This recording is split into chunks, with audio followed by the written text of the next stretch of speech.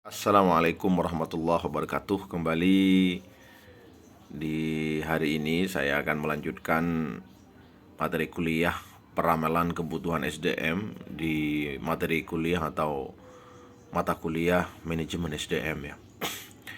Hari ini perlu saya sampaikan bahwa saya akan mencoba menguraikan bab ini karena bab ini merupakan bagian yang tidak terpisahkan dari mata kuliah manajemen sumber daya manusia. Nah, peramalan kita akan nanti mengetahui bagaimana cara kemudian perusahaan bisa meramal kebutuhan SDM atau karyawan yang akan mengisi atau karyawan yang akan diisi atau dipekerjakan di sebuah perusahaan. Oke, kita mulai. Pertama adalah proses peramalan ya. Di proses peramalan ini istilah lainnya adalah forecasting, adalah proses memprediksi kondisi di masa mendatang yang akan mengarahkan dan mempengaruhi aktivitas perilaku dan dampak tindakan operasional. Di sini juga disebut bahwa meramalkan SDM lebih banyak kepada berusaha menentukan SDM yang dibutuhkan oleh organisasi untuk mempertahankan pertumbuhan serta memanfaatkan peluang di waktu yang akan datang. Saya akan jelaskan terlebih dahulu bahwa proses peramalan itu sebenarnya bahasa lainnya adalah merencanakan atau membaca sesuatu hal yang diinginkan sebenarnya oleh perusahaan di masa yang akan datang. Istilah lainnya dalam proses peramalan itu adalah forecasting. Nah, kenapa harus ada proses peramalan ini? Proses peramalan ini sebenarnya memiliki tujuan dan fungsi untuk mengarahkan dan mempengaruhi aktivitas, perilaku, dan dampak atau tindakan operasional di masa yang akan datang.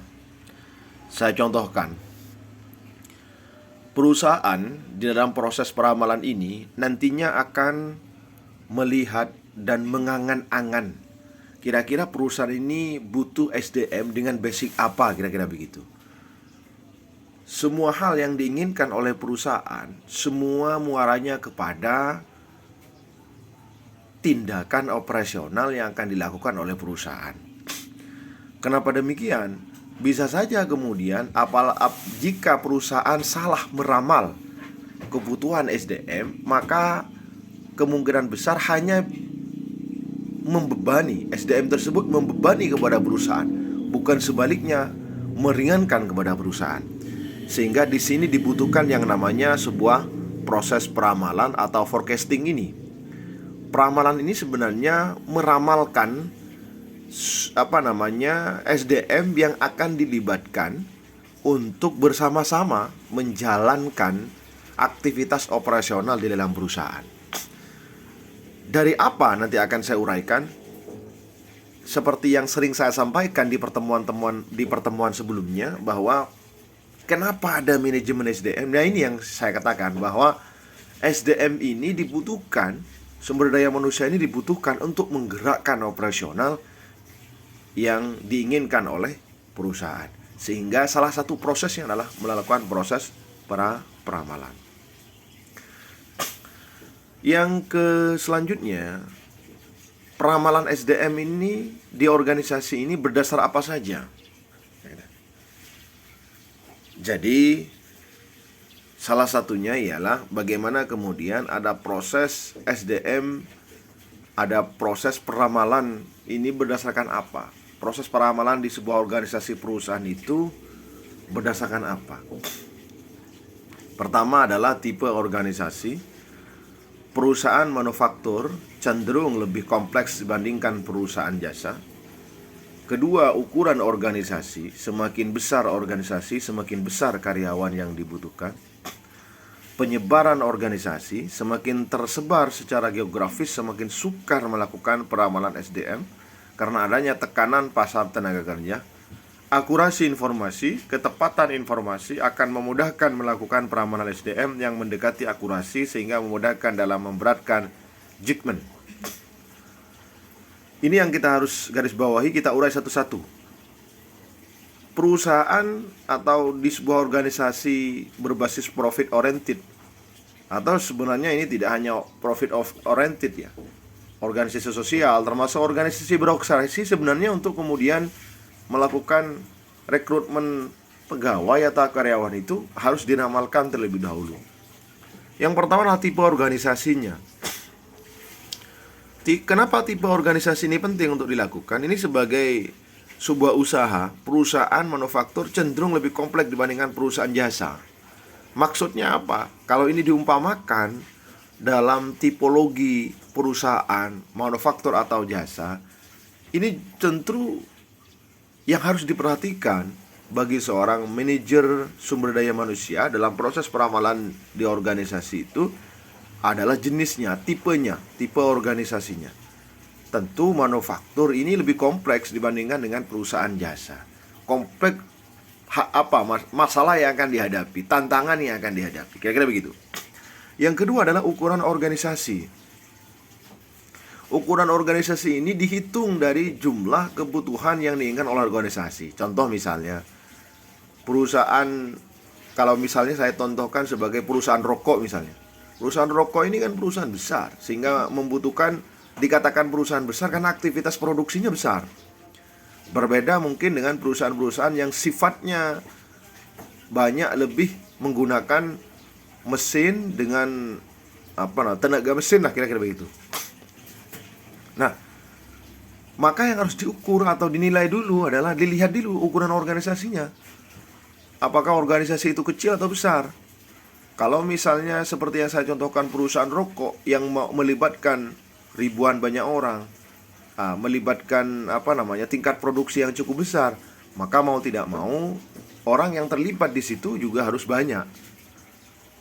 Ini salah satunya. Kenapa? Rugi juga. Lebih baik memperbanyak ketika kemudian permintaan produk yang kita kirim keluar itu meningkat jumlahnya, kemudian permintaan semakin banyak, itu otomatis jumlah produksi akan semakin besar juga. Setelah jumlah produksi akan besar, kalau tidak diimbangi dengan SDM yang ada, maka akan ada kelimpungan di situ. Akan terjadi ketimpangan di situ. Artinya karyawan yang terlibat di situ akan kelimpungan. Yang ketiga adalah penyebaran organisasi. Semakin tersebar secara geografis, semakin sukar melakukan peramalan SDM karena adanya tekanan pasar tenaga kerja. Ini biasanya untuk penyebaran organisasi yang dimaksud ini kan secara geografis semakin sukar melakukan peramalan SDM. Memang iya, ada beberapa perusahaan-perusahaan yang mungkin bergerak di desa-desa ataupun di jumlah kota-kota kecil. Biasanya mereka asal rekrut saja SDM, tidak melakukan proses peramalan kebutuhan organisasi atau kebutuhan perusahaan itu. Karena memang prosesnya ialah dari proses informasi itu, penyebaran organisasi itu muaranya pada pengumpulan informasi. Kira-kira kalau perusahaan A ini bidang-bidang yang dibutuhkan apa? Setelah diketahui bidang-bidang yang dibutuhkan, dari bidang itu membutuhkan berapa orang per bidang. Dari kebutuhan per bidang itulah kemudian akan muncul jumlah kesemuanya kebutuhan SDM. Yang keempat adalah akurasi informasi. Ketepatan informasi akan memudahkan melakukan peramalan SDM yang mendekati akurasi.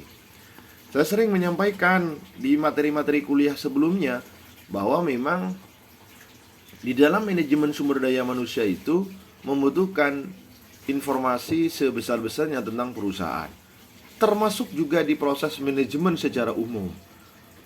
Kalau kita mau mendirikan sebuah organisasi perusahaan atau perusahaan profit oriented, perusahaan di mana yang lebih banyak menguntungkan untuk menguntungkan kepada diri kita maupun orang lain, maka secara otomatis kita harus bisa mencari informasi seluas-luasnya tentang perusahaan yang kita jalani, kemudian kebutuhan SDM yang dibutuhkan dalam sebuah perusahaan. Jadi kesimpulannya dari peramalan SDM ini, konsepnya ialah bagaimana kemudian proses peramalan itu dilakukan berdasarkan tipe organisasi, ukuran organisasi, Jadi tipe organisasi perusahaan itu bergeraknya di bidang apa, kira-kira begitu. Ukuran organisasi kecil besarnya organisasi, kemudian penyebaran organisasi, termasuk akurasi informasi. Nah, ini hal-hal yang perlu diperhatikan dalam peramalan. Pertama adalah memahami lingkungan dan kondisi organisasi, meliputi suplai tenaga kerja eksternal, paksaan hukum, ekonomi, desain, tugas, dan struktur organisasi, perubahan teknologi, pola produktivitas, dan kecenderungan yang ada, filosofi dan kebijakan manajemen, tujuan, dan perencanaan. Kenapa hal ini penting? Karena memang dalam peramalan itu, jika kita salah meramal, maka dampaknya ialah kepada perusahaan. Yang selanjutnya adalah analisis SDM saat ini, tenaga kerja yang tersedia. Saat ini SDM kita berapa jumlahnya? Kemudian diinkludkan dalam data demografi, data penilaian, interest tenaga kerja, pengalaman, dan pendidikan. Ini biasa sudah dilakukan oleh seorang manajer SDM. Hal-hal apa yang perlu dilakukan? Ya, salah satunya ialah seperti interest tenaga kerja ini, pengalaman dan pendidikan, termasuk penilaian. Tenaga kerja yang sudah tersedia ini kira-kira pekerjaannya seperti apa? Kualitasnya bagaimana? Kira-kira begitu.